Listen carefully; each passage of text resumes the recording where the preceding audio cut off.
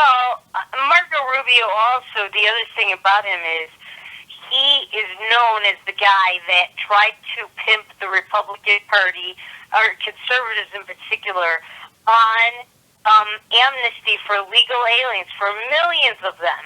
He was a spokesperson. He was trotted out to all the right-wing conservative talk shows like Rush Limbaugh, Mark Levin, and so on. And the thing is that first he was against amnesty when he ran for office. He was a Tea Party person. Then he became the pimp for the Senate gangbang of 8 amnesty bill. And then he did another 180. So this guy is flopped all over the place.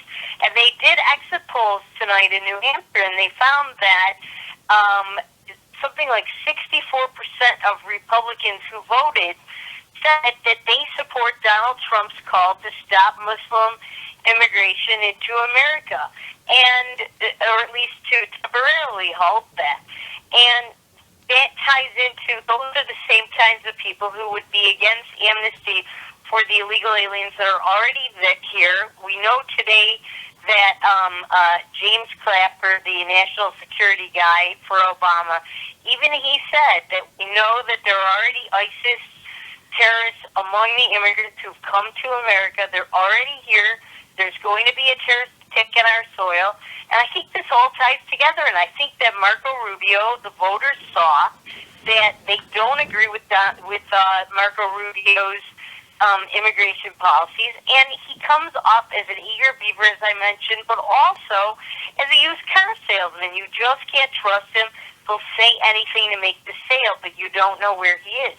Now, one could say the same thing about Donald Trump because, again, as I've been saying in some of our other discussions, we don't know what the real Donald Trump in a White House would be like because track record is everything, and he really doesn't have a track record in office. And his track record in the past was that he was a liberal, and now he's become a conservative. Right.